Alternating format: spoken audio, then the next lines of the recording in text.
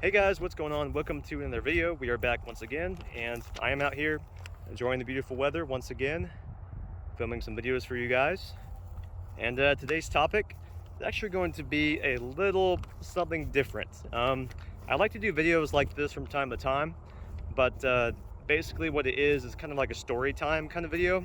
So hopefully you guys can kind of, kick back, get some popcorn or soda or whatever else you want. But today's video, as you can tell from the title, this is why I left Colorado. So why I left Colorado, that is actually a question that I've received at random here and there. It hasn't really been something that has been very common and reoccurring, but the main reason that I left Colorado is because I had a job there as a TSA agent working for the federal government, and I had to leave, and it wasn't my choice. It was like I had to, just the circumstance and everything else. But the main reason, arm's getting kind of tired here holding the phone up forever, but the main reason that I left Colorado is because I made a operational mistake, procedural mistake, which if you guys don't know what that means, basically there's an x-ray machine at the airports, and I don't really know what was going through my mind. I guess I just had a lot of anxiety because we had a large amount of passengers that day. I think it was like 80,000 passengers coming through our airport that day. I used to work in Denver, so it was a pretty big airport. A lot of people flowing through there.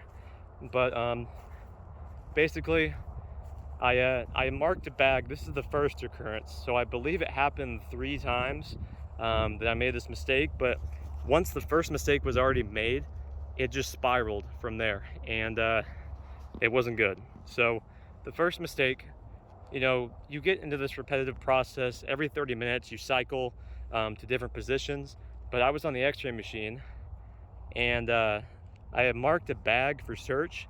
So basically the bag rolls through, you mark it with a box on the screen, and then it gets sent down the line. Well, not down the line to the passenger, but you pull the bag and then you bring it down the line to the other officer who does the search.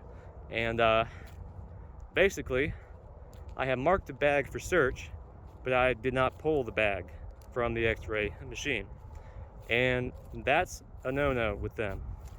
They are very, very big on making really sure that, like, if you see something that might be a possible threat, that you mark it immediately and pull the bag. Like, they want to make sure that you've got that down. And I was doing pretty good. I've been working there for, I think, like 7 months at least before this happened, and everything was good. I never made a mistake like this, but it was also, I think it was like around Christmas time, I believe. I could be wrong. It's been a while, but I believe it was around that time. But there was a large amount of customers or passengers coming through, and I guess I just had anxiety, like I said a couple minutes ago. I believe that's what really did it for me. I don't really do well when it comes to having huge amounts of people just flow through, and like everything's moving really fast, and like you're pressured to just keep going faster and faster to get people through. I don't really do well in those environments. So basically, I let that bag slip through.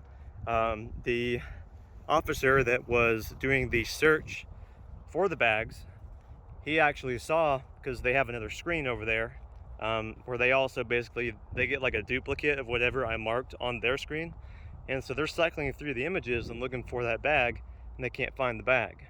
And I don't know if this is exactly what was happening, but as far as I could tell, this particular coworker did not really care for like being a team player, I guess. Like, he just wanted to get to the top as quick as possible and become, like a lead and then a supervisor. So he just wanted to keep moving up, and he kind of used that mistake that I made to bring him up, and that wasn't cool, but I mean, I made a mistake, and what they did basically is they took me off the x-ray machine, and I believe it was, okay, so I gotta remember here, it's been a while, but they took me off the x-ray machine, they talked with me, and then they did end up finding the passenger, and they had to rerun their bag through. I believe that's right, but they found the passenger, they found the bag, they got it all sorted out with that. But when I went on the x-ray machine the second time, later that day, about like an hour before I was scheduled to leave, I believe, I had someone supervising me, but it happened again. So I believe what happened, if I remember right, is I was on the x-ray machine, and basically my person that was watching me, they left for whatever reason, but like there's still passengers. I can't just stop, you know, x-ray machining bags, like so I kept doing it, and they weren't there, and it happened again. So the second time I actually got brought back into the room where like the manager is and the people that are even above them. I got brought back into that room, and they talked with me, and basically said that I'm not supposed to be on the x-ray machine again. And I was completely okay with that. I thought it was going to be something that was temporary. But what they also did was they not only took me off of that, they took me off of anything that had to do with that area. So like I wasn't able to search bags. I wasn't able to do anything other than canine screening. And canine screening is kind of like, it doesn't happen all the time. So I was either picking up bins, you know, like when you go to the airport and you put your stuff like in the bin to go through the x-ray machine. I was picking those up, rolling those around to different areas, and helping with canine screening. That was all I could do after that point. So that is like literally all I could do while this process was going on, of like, you know, they're deciding whether they should, you know, retrain me or let me go or whatever. So while that's going on, and I believe it went on at least a couple weeks, it was pretty bad, because that's like so humiliating to be in that position and be downgraded that far. So that is what happened to me as far as that's concerned. And then something else happened. So basically I was retrained, sort of. So they paired me up with someone who they thought was like the best officer, who would be the best for training me and making sure that I'm actually doing, you know, quality work. And this particular officer did not like me. She called me a liar. You know, she didn't think highly of me whatsoever. She kind of tried to make me feel like I was stupid, but I also did not let her, you know, like talk that way to me. So essentially I was getting a little defensive, and she took that the wrong way, and that's what happened. So I was set on a training schedule. They put me on a 7-day training schedule, I believe. I only got to day 3, and I think it was three or 4 or something like that, like right in the middle.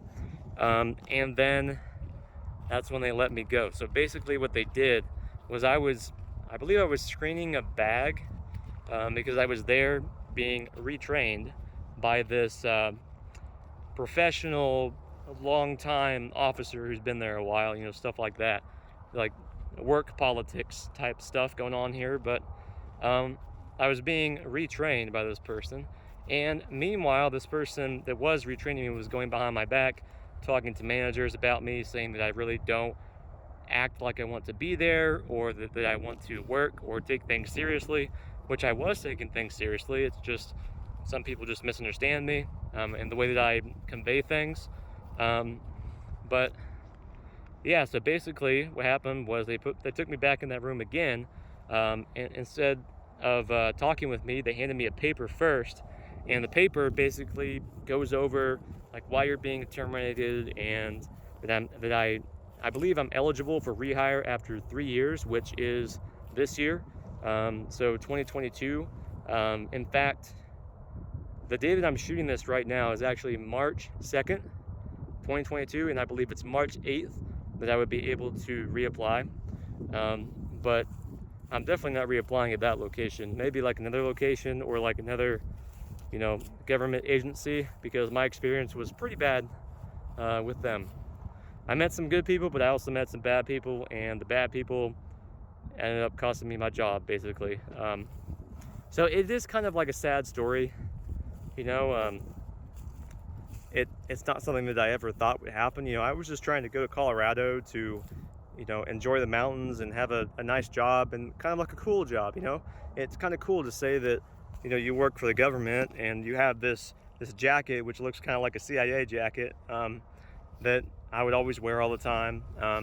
I took pride in that. You know, it was fun, it was awesome, and I was actually very, very happy doing it. Now, of course, after I lost this job, I had like the rest of the month left on my my rent for my apartment, that I was able to stay there in Colorado while I tried to figure some things out. I had to break my lease, which, if you break an apartment lease, it's like you're paying like 2.5 times the rent, or even 3 times the rent, just to break the lease early and leave.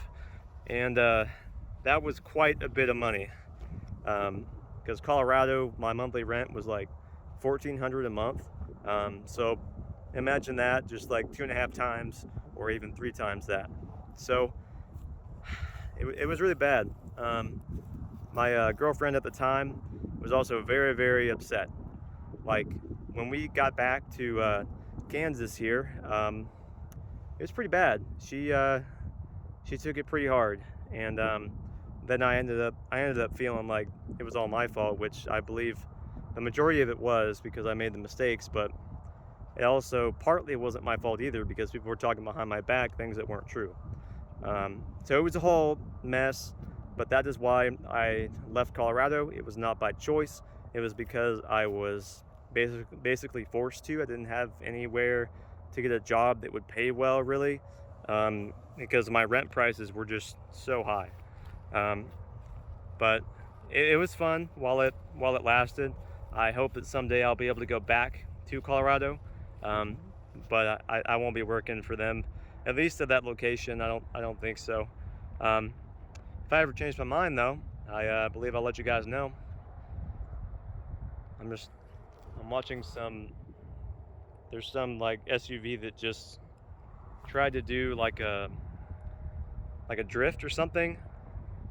Yeah, making me a little nervous when my car's parked over there. But that pretty much wraps up today's video.